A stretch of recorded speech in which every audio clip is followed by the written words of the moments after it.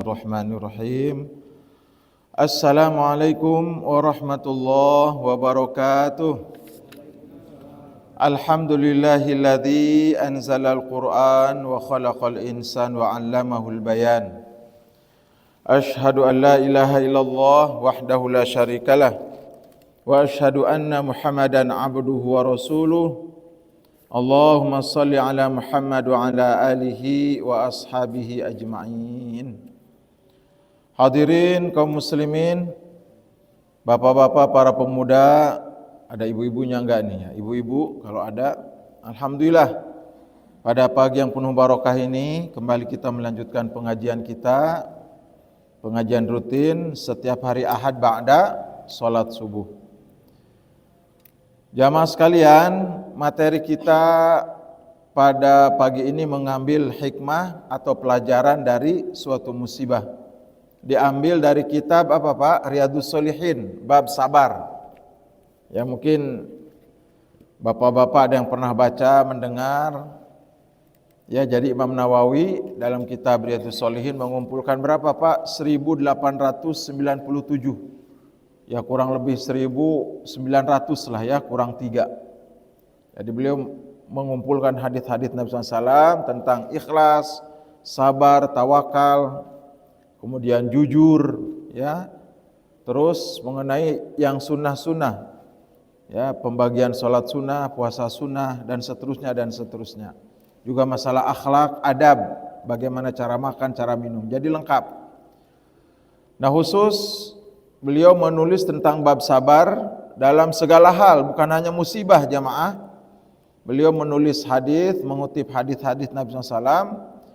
Di dalam bab sabar ini juga ditulis tentang sabar dalam menahan amarah. Hadirin ya, sabar dalam menahan amarah juga sabar menghadapi tantangan dakwah. Jadi kata beliau seolah-olah sabar dalam menghadapi musibah itu tidak seberapa, musibah dunia, wafatnya seseorang, hilangnya harta benda, dibanding dengan ujian sabar dalam menghadapi keimanan. Ya, sabar dalam keimanan, mempertahankan keimanan. Yaitu zaman dulu dipaksa orang-orang Islam untuk murtad, dihadapkan pada dua hal. Ima dia murtad, kalau tidak dia mati. Ini berat jamaah. Ya, sebagaimana Imam Nawawi mengutip apa Pak? Kisah Ashabul Ukhdud dalam surat Al-Buruj. Qutila Ashabul Ukhdud. Telah dilaknat, telah dikutuk para pelaku Ukhdud.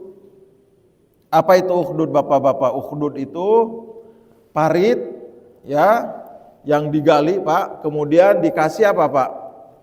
Ranting dan kayu bakar. Setelah itu dibakar, meluap apinya, orang-orang beriman dibariskan.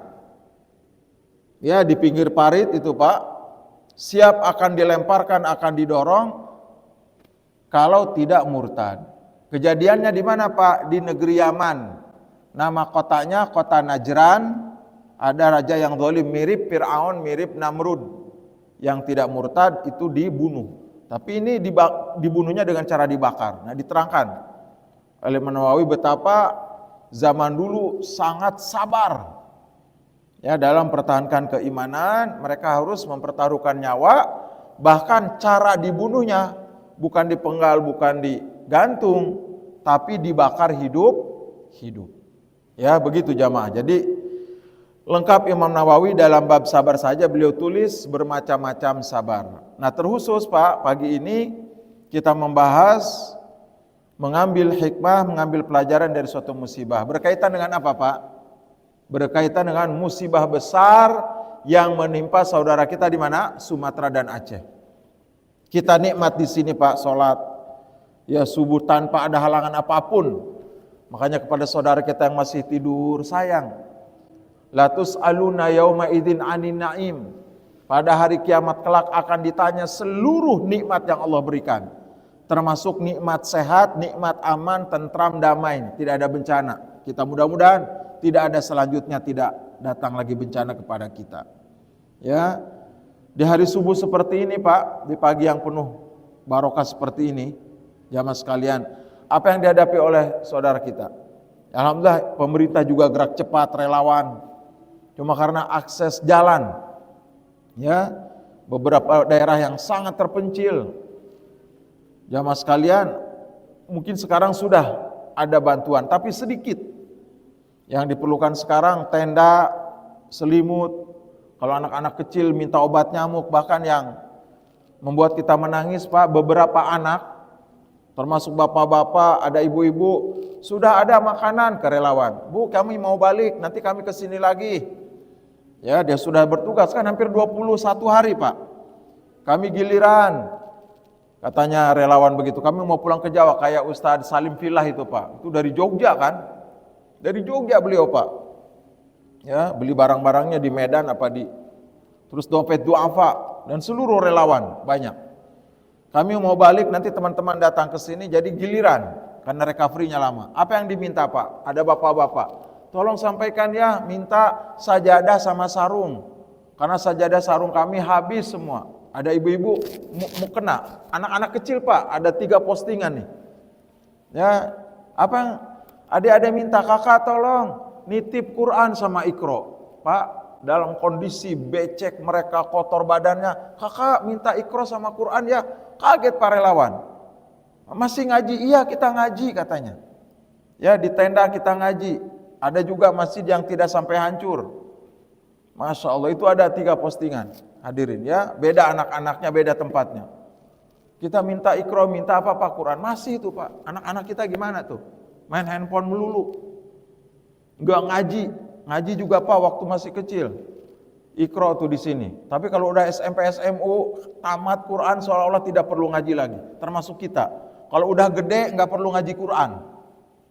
Kalau anak-anak kecil ramai di masjid Pak. Anak-anak TK, anak-anak SD. Tapi maaf. Bismillah.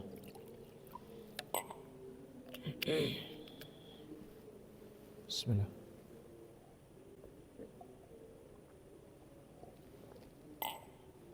Hadirin, iya, anak-anak kecil rajin Pak. TPQ, TPA, Taman Pendidikan Quran. Tapi kalau udah SMP, SMU, lewat sudah. Maghrib handphone. Kenapa Pak anak besar tuh main handphone? Bapaknya yang nyontoin. Coba kita buat kesepakatan habis maghrib sampai isya ditambah tuh isyanya sedikit. Saya pernah sampaikan. Di Jakarta ada seorang ustadz, tapi dia ahli parenting, ahli keluarga. Namanya Ustadz Abah Ihsan. Disebutnya Abah Ihsan Pak. Ada Facebooknya, ada YouTube-nya. Beliau punya gerakan apa Pak? 1821 dengan jamaahnya. Setiap dia ceramah, setiap dia pelatihan, pengajian, Bu kita adakan gerakan 1821. Apa itu hadirin? 18 maksudnya jam 6 sore sampai jam 21. Sampai jam berapa Pak? 9 malam, tidak ada handphone aktif, gadget atau mohon maaf televisi. Itu waktunya ngaji, waktunya dekat. Bapak-bapak ada yang pulang jam 5.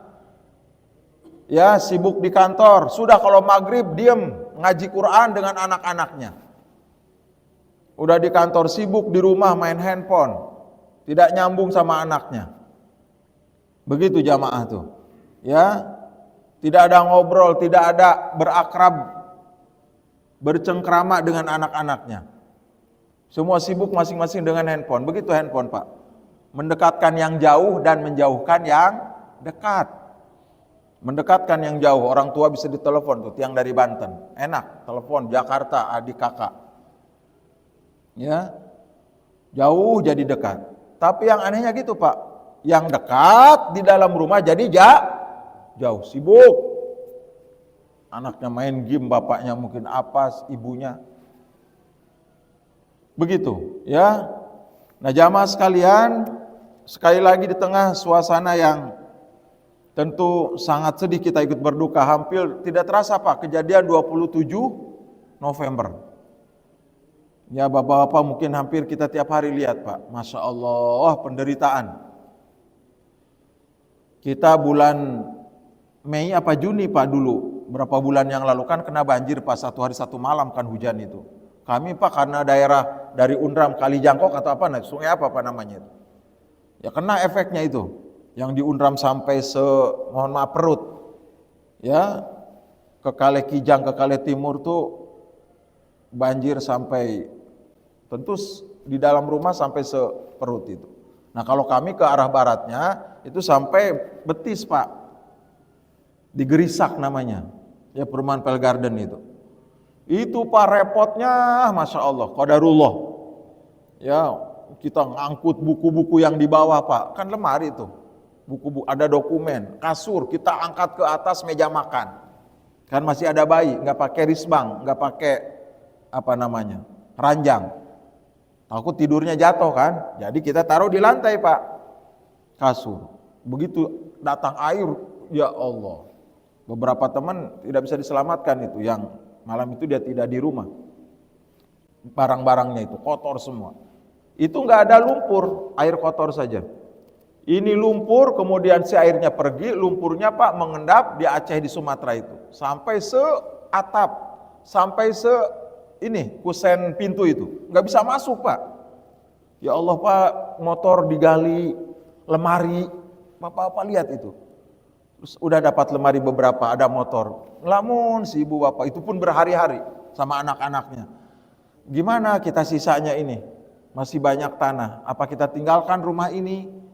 Di mana kita buat lagi rumah? Harus nyari, bapak-bapak. Buat rumah itu tidak semudah yang dibayangkan, kita sudah tahu. Kata bapak, kita enak. Bagi yang punya uang, langsung beli cash di sini. Hatta kita ngereditkan 15 tahun, 20 tahun. Mereka mau beli tanah di mana? Mahal tanahnya. Itu pun udah beli tanah, harus membangun rumahnya berat, Pak. Membangun rumah itu berat kalau dari awal. Belum memikirkan makanan, sekolah anak-anak. Masya Allah. Ya. La tus'aluna yawma idzin 'an na'im, kami akan tanya kalian semua, kata Allah dalam surat apa, Pak? Al-Hakumut. Semua nikmat yang Allah berikan. Nih, nikmat aman, bukannya tidur. Mohon maaf, bukannya sholat berjamaah, masih tidur. Ada juga yang tidak apa, Pak? Tidak tidur, mungkin sholatnya di rumah.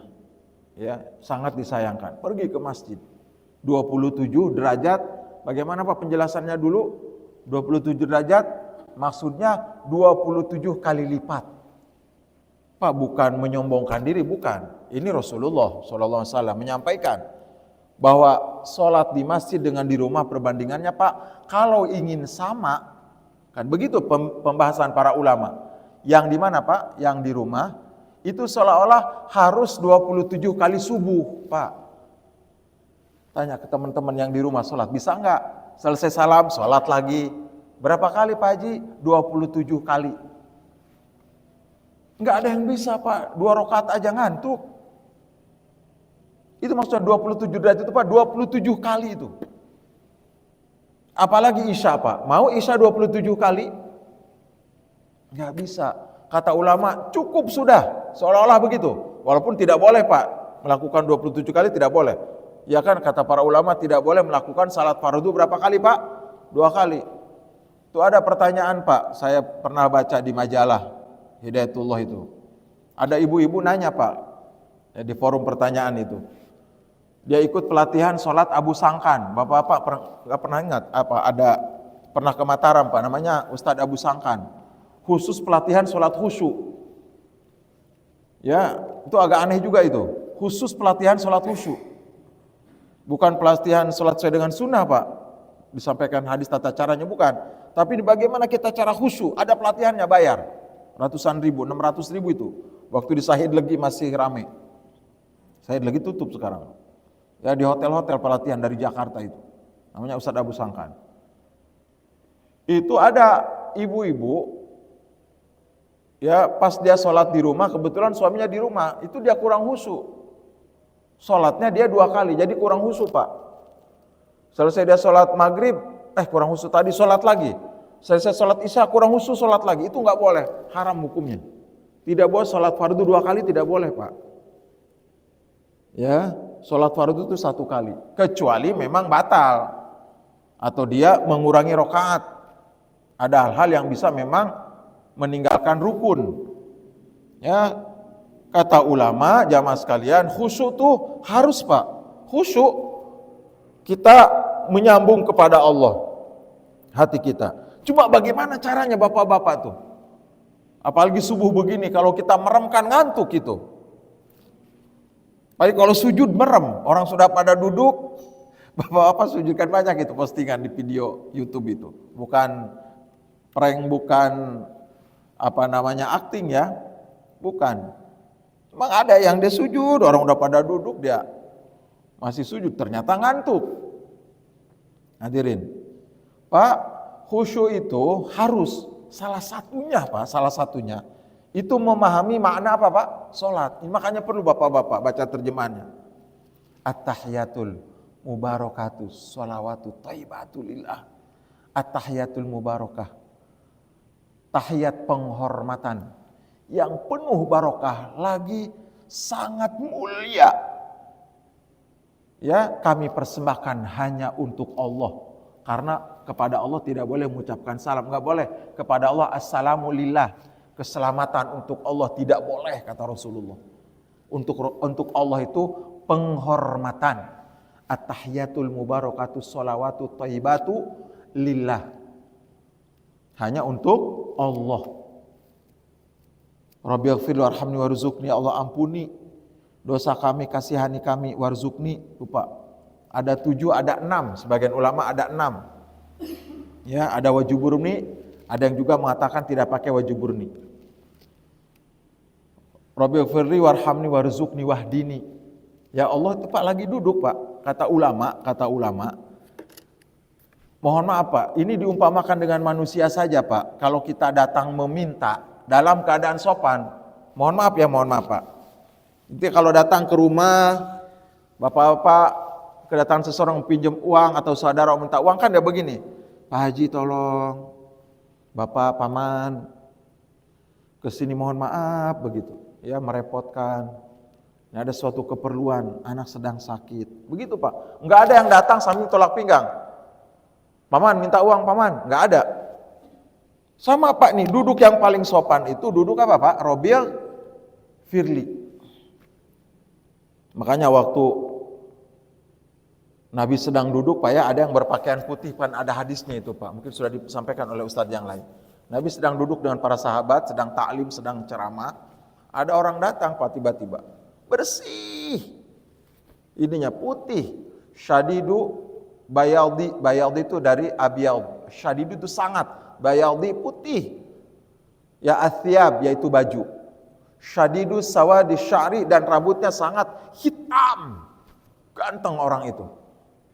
Ya, datang kepada Nabi, selesai salam langsung ke hadapan. Duduknya seperti Rabbighfirli. Hampir bersentuhan lututnya Nabi dengan lututnya orang itu. Itu Pak yang hadisnya. Kata Nabi, ada keperluan apa? Ternyata orang ini mau belajar. Akhbirni anil Islam. Akhbirni anil iman. Terangkan kepadaku apa itu Islam, rukun Islam. Itu Pak yang 5 itu. Itu dari orang ini. Ya, pertanyaan dari orang tersebut. Rukun Islam itu 5. Syahadat, sholat, zakat, puasa, dan haji. Kalau gitu, terangkan kepadaku rukun iman apa? Rukun iman yang 6. Setiap pertanyaan yang dijawab Pak, ketika selesai rukun Islam, aneh orang itu mengatakan, sodakta, engkau benar ya Rasulullah. Rukun iman, engkau benar. Kata Umar bin Khattab, aneh ini orang. Dia yang bertanya, fayas'alu fayusadiquhu. Dia bertanya tapi dia membenarkan. Berarti kan dia udah tahu ini. Yang ketiga apa Pak? Akhbirni anil ihsan. Apa itu ihsan?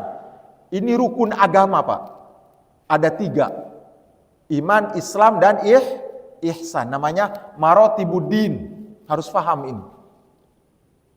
Ya, rukun iman yang 6 Pak. Bukan hanya urutannya tapi uraiannya. Kapan nanti kita akan bacakan kitabnya Pak. Kenapa kita beriman kepada malaikat? Apa hikmahnya? Iman kepada hari akhir. Iman kepada takdir Pak. Iman kepada takdir. Seperti apa iman kepada takdir itu? Karena banyak orang yang tidak suka dengan takdir buruk. Meratap dan mengeluh. Nih saudara kita di Aceh itu Pak. Masih bisa tersenyum sabar. Kehilangan orang yang paling dicintai. Anak istrinya. Atau ada yang kehilangan suaminya. Harta bendanya. Rumahnya. Bahkan ada petani kan rata-rata Pak itu petani di Tekongan itu. Tekongan ya. Di Aceh itu kan petani cabai, petani subur Pak, kayak Sembalun ya. kiri kanannya kan bukit. Jamaah sekalian. Ya, saya baru tahu Danau Laut Tawar, Pak, di Pagutan Permai, tempat kami tinggal dulu 10 tahun, nama jalannya nama danau Maninjau 1, Maninjau 2, Danau Matana. Nah, ini Danau Laut Tawar. Laut Tawar, saya nggak tahu ada di mana. Kejadian di Aceh, ternyata Laut Tawar tuh di Aceh. Yang ribuan gelondongan. Maninjau tuh di mana, Pak? Sumatera Barat. Itu indah, Pak. Takengon itu, Tamiang itu. Kayak sembalun kiri kanan bukit. Cuma dia lebih indah lagi ada apa, Pak? Danau besar. Cuma si bukitnya hancur semua. Yang 20 kilo lagi tuh. Ya, Bapak tahu, Pak? Sumatera Utara, Sumatera Barat sama Aceh itu kurang lebih 7 juta hektar dibabat habis hutannya. Kita baca di media. Ditambah dengan Papua itu berapa, Pak? 9 juta hektar. Papua. Itu belum Sulawesi, belum Kalimantan, kata tim ahli itu. Yang Nabi memerintahkan kita diharuskan menanam, ada hadisnya, Pak. Mamin muslimin yaghrisu gharsan, tidak ada seorang muslim yang dia menanam satu pohon. Gak usah banyak, kata Nabi, satu pohon. Au yazra'u zar'an, atau menanam makanan pokok, Pak. Kalau gharsan itu pohon, kalau zar'an itu pertanian. Itu maksudnya. Baik dia menanam pohon di hutan, di tanah mana begitu, ataupun menanam di lahan pertanian. Berarti kalau lahan pertanian apa? Makanan pokok. Palawija, padi, kalau di Arab Saudi, gandum. Fayakuluhu, maka dimakanlah tuh, Pak, padinya oleh toirun, oleh burung, au hayawan, au bahimah, atau hewan, atau mungkin manusia. Ada mangga jatuh, sekedar jatuh diikhlaskan saja, Pak, supaya tidak dosa. Ya Allah, ini mangga punya saya, kalau ada yang jatuh diambil, apalagi menjorok ke jalan, saya ikhlas supaya tidak jadi dosa oleh orang. Kecuali mencuri banyak, ya itu harus ditegur, ditangkap tentu. Apa yang dimakan oleh burung daripada apa, Pak? Tumbuh-tumbuhan yang kalian tanam itu adalah bagian sodakoh. Pak, Bapak punya mangga nih, dimakan oleh kelelawar. Itu sodakoh, Pak, ada hadisnya sahih. Emang kelelawar makanannya apa, Pak? Buah. Kalau ya dia bukan ikan kelelawar itu, buah. Buahnya kita tanam tuh, dapat pahala. Burung pipit makanannya apa, Pak? Padi. Walaupun tentu harus dijaga oleh petani, iya, supaya tidak rugi. Tapi ada yang lolos, kata Nabi, itu sodakoh bagi para petani. Jadi banyak pahalanya. Dua hal, Pak. Ya, menjadi sodakoh bagi petani ketika dimakan oleh burung, hewan yang lainnya. Yang kedua tadi, Pak, melestarikan alam untuk menanam apa yang pohon-pohon besar. Bahkan dalam hadis yang sahih, inqamat as-sa'ah, dalam riwayat yang lain apa, Pak? Inqamat, ya, ala ahadikum, dalam riwayat yang lain al-qiyamah. Ya, kalian mengetahui sebentar lagi akan terjadi kiamat. Ada al-qiyamah di hadis itu, Pak, ada as-sa'ah. Sebentar lagi kiamat terjadi. Wa fiyadikum apa, Pak? Fasilah falyazra, kata Nabi SAW. Ini Imam Ahmad. Kalian sedang memegang apa? Tunas. Fasilah itu bibit tunas kurma. Udah tahu kiamat mau terjadi. Kok, Ustaz? Udah tahu, maksud tahu di sini adalah tanda-tandanya sudah muncul. Kiamat sebentar lagi terjadi. Dajjal sudah tiba. Nabi Isa sudah kedengaran turun, Pak. Akan ada suatu masa seluruh dunia akan tahu Nabi Isa telah turun dari langit. Di mana, Pak, turunnya? Di Suriah. Nabi menyampaikan begitu. Dia akan turun di suatu masjid menara putih dalam hadis. Itu namanya, Pak, masjid terbesar di Damaskus. Namanya Masjid Jami Umawi. Masjid dibangun oleh Bani Umayyah di kota Damaskus, ibu kota Suriah. Kalau kita Jakartanya, ada masjid besar, Pak. Dulu dikuasai Syiah, Bashar Assad, kabur dia sekarang. Ya, kabur sekarang Ahlus Sunnah, Sunni yang menguasai Suriah itu akidahnya sama dengan kita. Itu nanti kelak Masjid Umawi akan menjadi saksi, Nabi Isa akan turun, diapit oleh dua malaikat, di menara turunnya. Ya, di atas menara, kemudian beliau jalan kaki nanti itu. Dari Suriah kemana Nabi Isa Pak? Ke Palestina. Karena Palestina sedang dikepung oleh Dajjal. Kata para ulama, Dajjal tidak bisa dibunuh atas izin Allah tentunya, kecuali Allah memerintahkan Nabi Isa. Orang-orang biasa tidak bisa membunuhnya. Kalau sudah Dajjal muncul, Nabi Isa turun, Ya'juj Ma'juj juga muncul, dan tiba-tiba nanti matahari terbit di sebelah mana Pak? Barat. Itu sudah dekat, walaupun hari H-nya kita tidak tahu. Itu tandanya. Kata Nabi, kalian mau nanam nih, tiba-tiba ada berita di media, mungkin di mana, nggak tahu zaman dulu ada media nggak? Nanti zaman di akhir zaman. Pokoknya ada berita, kita mau nanam nih Pak. Bapak mencangkok duren kane udah siap mau ditanam. Mangga, rambutan udah dicangkok nih. Ya tiba-tiba kedengaran, weh Dajjal sudah ada, beritanya itu di Palestina. Nabi Isa sudah turun di Suriah, di Syam. Nabi nyebutnya Syam Pak ya. Bukan Suriah, atau di Damaskus bahasa Indonesianya. Bapak sedang pegang itu Pak, baru digergaji cangkok itu. Ya, kata Nabi SAW, walaupun kiamat sudah dekat, ada kesempatan buat nanam, tanamlah. Falyazra'. Itu perintah dari Nabi SAW. Bagaimana motivasi untuk menanam Pak? Bukan dibabat habis 9 juta. Pak, nggak kebayang berapa luasnya Pak 9 juta hektar. Kata para ahli Pak, pengamat di media, 5 kali Pulau Bali. Bukan Denpasarnya Pak, Bali seluruhnya. Kalau Lombok mungkin 10 kali karena lebih kecil. Bapak-bapak, mana ada yang dari timur, Bima Sumbawa punya tanah 10 hektar Pak. Itu terasa punya dunia.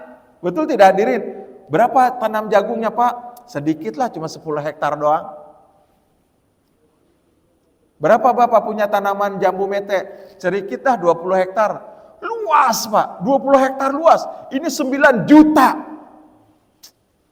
Ih, biadab sekali. Rakus, tamak.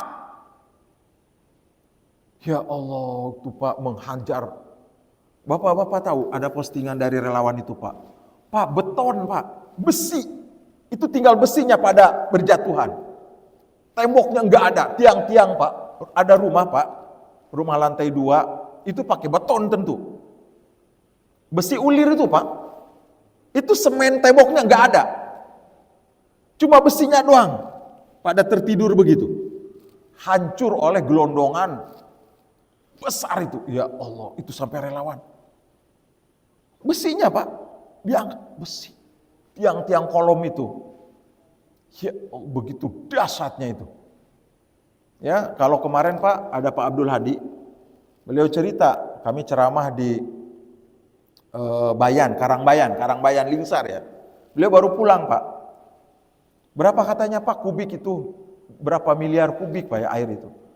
Jadi katanya beliau, kekuatan banjir besar itu Pak, itu seperti danau Meninting tuh Pak. Bapak ada yang pernah ke Meninting, bendungan Meninting? Pak main hari Ahad Pak ke sana. Belum pernah Pak ya?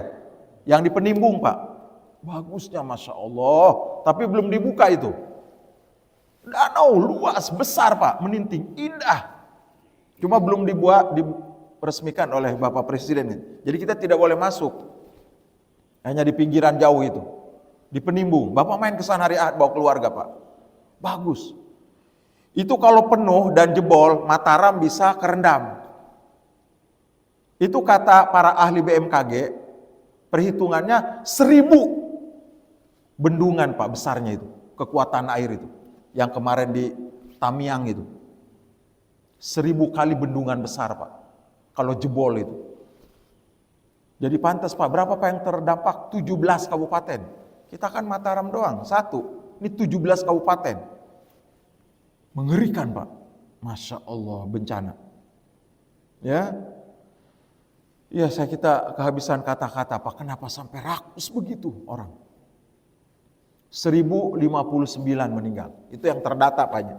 Yang hilang tadinya kan 500 orang. Baru ditemukan. Sisanya 100. Berapa Pak yang belum ditemukan? 69. Enggak jelas apa wafat, apa di mana ini orang-orang. Itu yang terdata, yang lapor. Mungkin ada yang belum lapor karena pada ngungsi. Ya, mengerikan musibah ini. Sehingga tentu kita berdoa terus Pak untuk mereka Pak. Insya Allah doa Bapak dikabulkan. Ya Allah tolonglah saudara kita mengalami musibah. Yang kedua itu, kami di masjid-masjid Pak mengadakan donasi. Hadirin, kotak amal Jumatan khusus karena masjid sudah ada. Khusus nanti Jumatan ini Pak, kotak amalnya buat ke Aceh, ke Sumatera, silakan. Khusus tuh 2 Jumat, 3 Jumat. Berapa Pak? Kemarin Muhammadiyah sekali Jumatan itu Pak 1 minggu 30 miliar. Ini rencananya katanya mau sebulan. Muhammadiyah Pak ngumpulin 1 minggu 30 miliar. Seluruhnya itu, mau rumah sakitnya, mau sekolahnya, SD, TK, perguruan tinggi. Seminggu 30 miliar. Gimana kalau 4 minggu? Diperkirakan ratusan miliar itu. Luar biasa. Dari Dubai 60 ton beras ditolak oleh pemerintah. Ya nggak apa-apa, itu pemerintah yang punya kuasa. Oleh Muhammadiyah diterima. Itu akan disalurkan, dia yang mengelola. Ya, orang udah miliar-miliar Pak. Miliar-miliar, kita sudah seberapa? Jadi kotak amal Pak nggak apa-apa. Umumkan ke masyarakat. Dan harus ada yang menggerakkan karena mereka kadang kemana kita mau nyumbang 10.000? Kemana kita mau? Mau Kristen si Willy Salim, mau Islam Pak selebriti, mau ulama, udah pada berangkat. Kami Pak di NTB itu ada 3 yayasan yang kami bina, yayasan sosial. Ada lembaga zakat swasta, namanya Dasi Dompet Amal Sejahtera, Dompet Amal Ibnu Abbas. Ya, itu sudah berangkat. Ustadz Wawan punya Masjid Jalan Cahaya, berangkat. Bareng 7 orang kemarin. Tim Abadi Amal Dunia Islam berangkat sudah. Bawa infak-infak yang 1 juta, 2 juta pada berangkat ke sana. Alhamdulillah dari NTB sudah pada berangkat. Ya, BMH, Hidayatullah, Betul Malnya Hidayatullah, berangkat sudah. Alhamdulillah. Ya, tinggal bapak-bapak tafadhol, mau kemana disalurkan. Silakan, mau lewat Basnas, lewat pemerintah, dinas sosial. Yang penting kita nyumbang. Khawatir di antara kita ada yang nggak nyumbang Pak. Nggak, sampai sekarang 10.000 bapak nggak nyumbang. Keterlaluan. Ya, makanya takmir umumkan hari ini kotak amal infak bapak-bapak akan disalurkan. Yang mau berinfak lagi kami tunggu, silakan pekan depan.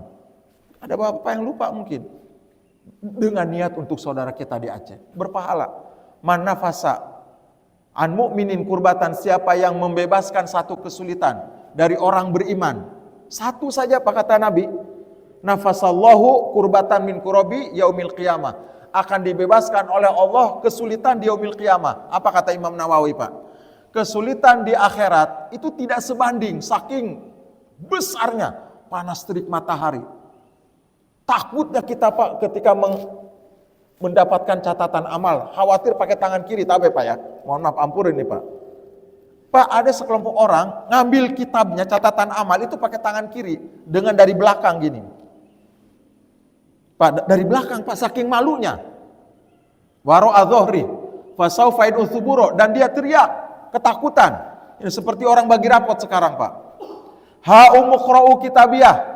Orang-orang beriman yang soleh dengan bangganya apa Pak?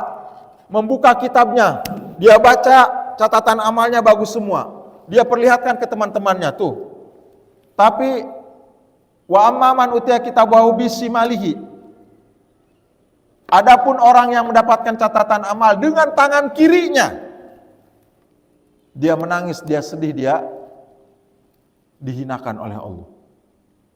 Pak, keadaan di yaumil qiyamah sangat menegangkan. Ketakutan, kesulitannya berlipat-lipat. Tidak sebanding dengan di dunia. Kata Imam Nawawi Pak, kita sekedar ngasih makan untuk satu orang, itu bisa dilepaskan oleh kesulitan di yaumil qiyamah. Ya Bapak ya, bukan kami ini Pak, bukan kami menegur. Mungkin ada yang lupa nyumbang karena tidak ada kotak amalnya. Sediakan kotak amal banjir Sumatera Aceh. Ya, Jumat nanti dikumpulkan tuh Pak, diumumkan lagi, begitu harus bergerak.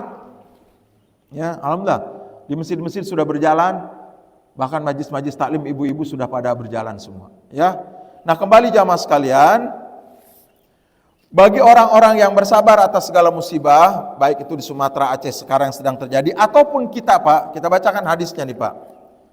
Ya, maka Allah akan mengganti dengan yang lebih baik, cepat atau lambat. Ya, tidak mesti harus cepat nih saudara kita di Aceh. Rumahnya kapan bisa dibangun kembali? Mohon maaf, atau orang-orang yang ditinggalkan. Ya, ditinggalkan oleh orang-orang paling dicintainya, keluarganya. Intinya Pak, ketika musibah tiba, Allah akan mengganti yang lebih baik, itu pahala yang besar, itu yang paling inti. Diganti dengan apa hadirin? Pahala. Atau ada juga yang di dunia langsung dibuktikan, kehilangan harta Pak, bulan ini Bapak mohon maaf, bisnisnya tidak berjalan dengan baik, atau mohon maaf ada kehilangan, misalkan dirampas, dicuri, dengan izin Allah sebulan kemudian diganti dengan yang lebih baik. Ada hadirin. Ya, Allah yang punya kuasa cepat atau lambatnya. Dalam kitab ini diterangkan, kata Imam Nawawi, dulu Pak di zaman sahabat Nabi SAW dikisahkan Pak, dari Anas bin Malik nih. Ini diganti oleh Allah langsung di dunia, walaupun agak lama. Ada seorang sahabat namanya Abi Tolhah, punya istri namanya siapa Pak? Ummu Sulaim. Punya istri siapa namanya? Ummu Sulaim. Nah, kedua suami istrinya punya anak kecil. Hadirin, kebetulan Abi Tolhah, kata Anas bin Malik, keluar rumah. Beliau mencari nafkah, dan ketika keluar rumah anaknya sedang sakit. Jadi memang darurat. Beliau terpaksa harus keluar rumah beberapa hari Pak. Anaknya sakit keras, diterangkan di sini. Nah, ketika Abi Tolhah sedang bekerja di luar Pak, di tempat jauh, di luar Madinah, anaknya meninggal dunia, masih balita. Tidak diterangkan apakah setahun, umurnya 2 tahun. Ya, mata ibni li Abi Tolhah Ummu Sulaim, min Ummu Sulaim, meninggallah anak Abi Tolhah yang masih bayi ini. Maka kata para ulama, hadirin, masyarakat tentu zaman dulu tidak ada handphone, tidak ada alat komunikasi Pak, dimakamkan, ya tentu awalnya dimandikan, dikafani, dan disolatkan, dimakamkan sebelum Abi Tolhah datang, karena itu sunnah hukumnya, menyegerakan untuk memakamkan apa Pak? Jenazah. Tidak berapa lama, 1 hari Pak, sudah selesai itu. Jadi 1 hari sebelum pulang, Abi Tolhah sudah dimakamkan Pak. Tidak menunggu, karena kan tidak tahu juga kapan Abi Tolhah datang. Nah, setelah wafat, setelah dikuburkan, istrinya Pak Ummu Sulaim sangat penyabar, kata Imam Anas bin Malik nih. Persaksian para sahabat. Ummu Sulaim mengatakan kepada keluarga dekatnya, la tuhadithu Aba Tolhah bibnihi. Kata beliau, Ummu Sulaim mengatakan kepada keluarga, kepada tetangga, nanti kalau Abi Tolhah datang, jangan bilang-bilang kalau anaknya meninggal. Saya yang akan bicara langsung. Diam semua. Nah, kebetulan Abi Tolhah Pak, kata Anas bin Malik, datangnya malam. Tuh hadirin. Ya, datangnya malam, beliau ingat anaknya sakit. Langsung nanya kepada Ummu Tolhah, "Ma fa'ala ibni?" Gimana kabar anak kita? Itu Pak, Ummu Sulaim di depan rumah, di pintu, ya, supaya suaminya tidak masuk, dikatakan, nggak bohong Pak ya, anak kita dalam kondisi sangat tenang. Pak, kalau di alam kubur anak kecil tentu tenang, betul tidak? Karena nggak punya dosa. Anak kita kondisinya sangat tenang. Begitu Pak, bukan sembuh, bukan.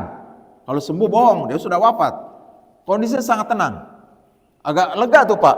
Sebelum dia masuk kamar, sebelum dia ini, langsung kata Imam Anas bin Malik, sahabat Anas bin Malik, disediakan makan enak malam itu Pak. Disediakan makanan. Udah, jangan ini dulu, laparkan, makan dulu. Makan enak Pak, mohon maaf. Sampai kata Anas bin Malik, istrinya selesai makan dengan suaminya tadi Pak, mohon maaf ini, selesai bersih, selesai ini, langsung berhubungan. Berhubungan suami istri. Jadi tidak ingat tuh Abi Tolhah. Orang udah kenyang apa Pak? Perutnya kenyang segala-galanya. Kondisi yang paling menenangkan jiwa. Kondisi yang paling tenang. Paling damai setelah berhubung. Itu masih sempat Pak. Ummu Sulaim, kata para ulama dalam kitab ini, Imam Muslim meriwayatkan, ketika selesai berhubungan baru bercerita, suamiku, gimana kalau kita meminjam barang tetangga?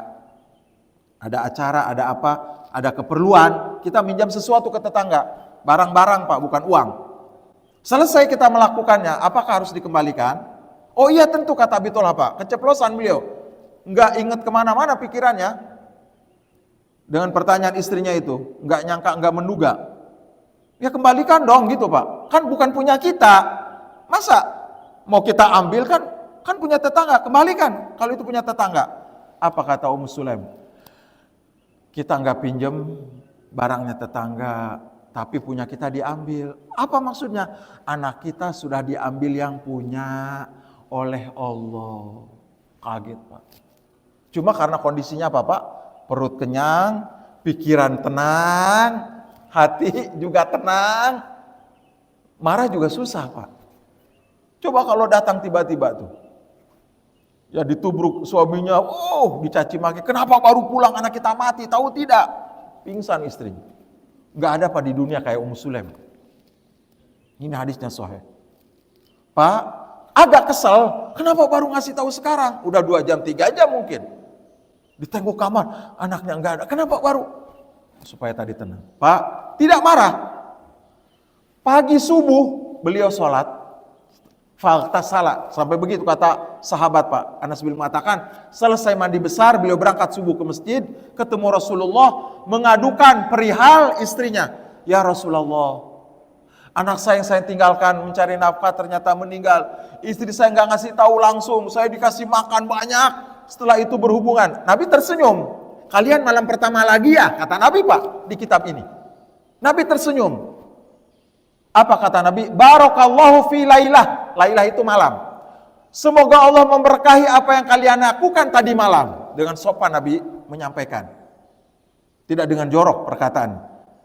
Apa yang kalian lakukan tadi malam diberkahi oleh Allah. Tuh Pak, wafat satu orang bayi ini. Tidak lama kemudian Allah ganti. Hadirin, tidak berselang lama, sebulan, 2 bulan, sampai 9 bulan, Ummu Sulaim hamil besar, kemudian melahirkan. Walaupun tadi prosesnya 9 bulan.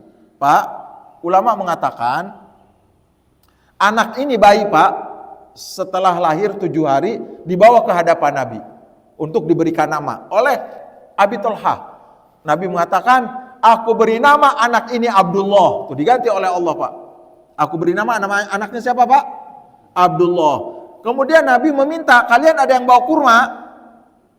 Untuk apa Pak? Tahnik ini sunnah. Mana bapak-bapak yang istrinya mau melahirkan lagi? Ya, di tahnik itu hari ke-7, Nabi memakan kurma, sedikit, nggak banyak-banyak, sedikit. Dikunyah oleh Nabi sampai halus, diletakkan oleh Nabi. Kalau dalam hadis itu Pak, di langit-langit pakai jempol. Di langit-langit bayi. Ini kalau menurut ilmu dokter kandungan, dokter anak, gak boleh dikasih apa? Apa-apa selain apa Pak? Nabi, boleh. Madu enggak Pak? Kurma. Namanya tahnik, ini yang kita hampir tidak melakukan. Tapi kalau saya kemarin, anak saya usahakan, walaupun sedikit. Ya, ini mah tahnik, meletakkan. Ya, mohon maaf Pak. Halus kurma yang dihaluskan oleh orang tua ya. Kalau dulu Nabi SAW suci, lisannya suci, ludahnya suci, mukjizat. Pas selesai ditahnik oleh Rasulullah, diberikan nama Abdullah, didoakan Pak. Semoga Allah memberkahi anak ini.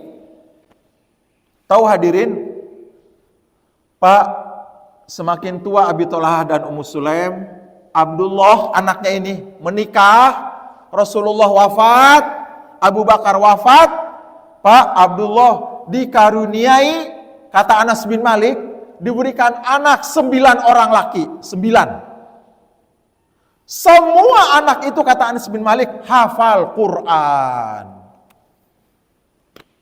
Lama dibalasnya oleh Allah Pak. Bukan Abdullahnya hafal Quran, tapi cucunya. Tuh Pak, dari Abi Thalhah ini. Diganti oleh Allah dengan Abdullah. Dan diganti yang lebih baik lagi, seluruh cucunya hafal Quran. Berapa Pak? 9. Karena doa dari siapa tadi Pak? Semoga Allah memberkahi anak ini. Abi Thalhahnya sabar. Tidak ngebentak-bentak istri, tidak nyaci maki. Kita kalau nggak ditelepon, mungkin lagi anak di rumah sakit saja Pak gelisah. Tahu anaknya sakit, udah dibawa ke rumah sakit, istrinya lupa. Baru selesai 1 hari, baru ngasih kabar karena saking sibuknya. Ayah, anak kita di opname. Kenapa baru ngasih tahu sekarang? Begitu. Bapak sedang di luar kota. Apa-apa aja, WA langsung. Ada bapak-bapak, kalau ada hal yang penting tidak segera, kemudian ngebentak sama istrinya. Kenapa baru ngasih sekarang? Ya, Abi Thalhah sabar, istrinya solehah banget, anaknya Abdullah juga soleh, di samping didoakan oleh Nabi SAW. Itu Pak berefek kepada cucu. Kasih tahu Pak sama istri, bacakan hadis ini Pak. Ya, istri yang sangat penyabar, Allah balas. Tidak mencaci, tidak mencela, tidak mengeluh, tidak meratap, tidak marah terhadap takdir. Mana suaminya nggak ada, dia sendirian, anaknya meninggal. Sabar. Pak, banyak apa sedikit nih istri yang kayak begini? Hadirin ya. Kita didik bersama Pak. Sabar. Takwa kepada Allah, sangat takut kepada Allah. Berefek Pak dari suami istri yang soleh-solehah, ibu dan bapak itu kepada anak-anaknya, kepada cucunya juga. Allah jaga, insya Allah. Wallahu a'lam bis shawab. Ya.